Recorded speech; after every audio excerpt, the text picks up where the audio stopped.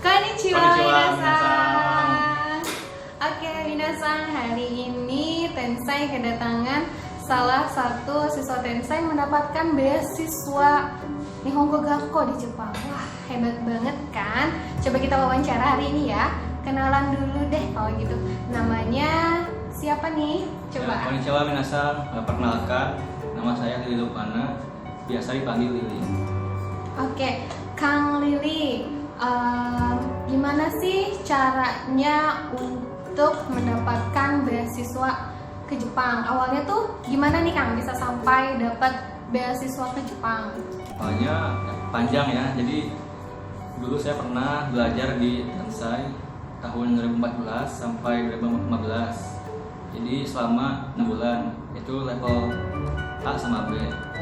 Setelah lulus, saya ikutan JLPT itu level N5. Nah jadi setelah lulus JLPT, terus saya melanjutkan kuliah. Alhamdulillah saya mendapatkan beasiswa di Universitas Padjadjaran dengan jurusan Sastra Jepang.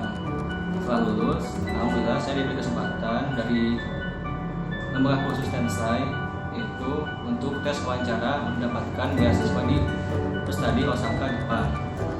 Akhirnya saya ikutan wawancara dan alhamdulillah saya keterima, dan tahun ini insya Allah saya berangkat itu di tanggal 21 Maret 2020 ini. Wah, berarti waktunya 2 minggu lagi terbang ke Jepang ya? Coba, jadi Kang Lili ini salah satu siswa Tensai tahun 2014 ya, minasan. Wah, sekarang Kang Lili bisa mengikuti atau bisa mendapatkan beasiswa ke Jepang loh. Wah, hebat banget ya. Coba kalau gitu kita tanya yang lain, tips and triknya belajar bahasa Jepang, karena kalau misalkan mau dapat beasiswa tentunya harus bisa bahasa Jepang dulu. Coba kita tanya ya, tips dan triknya apa sih? Tips dan triknya ya, saya harus rajin belajar ya. Jadi pertama kita belajar hukumnya harus sabar. Jadi harus dari dasar, jangan belajar langsung ke yang tinggi. Jadi dari hurufnya, lalu sering-sering menghafal kosakata dan sering mendengarkan, utamanya menulis, karena kalau misalkan udah bisa menulis pasti kita bisa baca bahasa Jepang, terutama kanji. Itu yang paling lumayan susah ya kan gitu. Tapi kalau misalkan kita sering nulis, insya Allah mudah untuk menghafal kanji, mudah-mudahan. Oke, berarti harus banyak praktek ya Kang ya. Betul, karena selain menghafal juga butuh praktek. Nah, kalau praktek biasanya Kang Lili prakteknya gimana nih? Apakah ngobrol sama teman atau misalkan menghafalkannya itu dengan kosakata atau benda-benda yang ada di sekitar? Kalau Akang gimana nih? Cara belajarnya bagaimana? Kalau misalkan untuk tahu artinya, kita sering membaca artikel bahasa Jepang, lalu kita terjemahkan.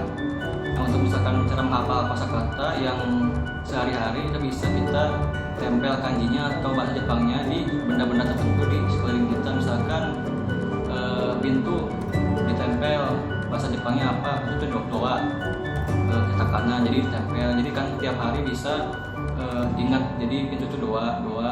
Kalau misalkan untuk belajar bahasa Jepangnya itu praktek bicara, entah mau orang Jepang langsung atau ke teman atau juga sendiri. Jadi kalau misalkan banyak ya sekarang nggak ada alasan untuk nggak bisa belajar bahasa meskipun nggak kursus, tapi banyak di YouTube juga. Jadi kalau misalkan nonton YouTube, cari yang bahasa Jepang, terus kita praktekkan ulang-ulang dan sering mendengarkan, nanti juga terbiasa. Oke, berarti selain menghafal, praktek, minasan juga harus rajin mengulang ya minasan. Jadi supaya tidak cepat lupa ya Kang ya. Tentunya kalau misalkan belajar itu jangan cepat bosan, kemudian jangan menyerah juga, belajarnya yang rajin. Jadi biar bisa dapat beasiswa nih seperti Kang Lili ya.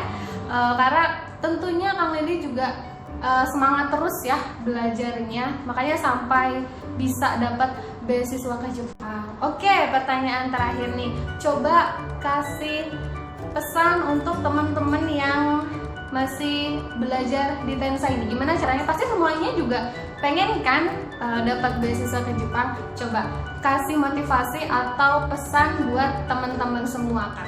Ya, jadi buat minasan ya, buat yang masih belajar di Tensai, tetap semangat, jangan nyerah. Kita harus sabar ya, harus sabar. Jadi jangan, kalau misalkan sulit, ya udahlah. Jadi jangan gampang menyerah. Kalau misalkan mau besok ke Jepang atau misalkan mau ke Jepang, kita harus mau mencoba. Karena mencoba itu 50% berhasil, 50% gagal. Nah, kalau misalkan minasang nggak mau mencoba sama sekali, itu bakal 100% gagal. Jadi lebih baik mencoba gagal daripada tidak mencoba lalu gagal. Betul, jadi lebih baik minasang mencoba daripada tidak sama sekali. Oke, minasang, jadi harus tetap semangat belajar bahasa Jepangnya dan harus tetap lanjut level ya tentunya, karena kan ilmunya harus tetap di-upgrade. Nah, untuk atau pengen tahu cerita selanjutnya atau ada pertanyaan yang lain, silakan komen di bawah. Oke, kita pamit minasang. Ya. Bye.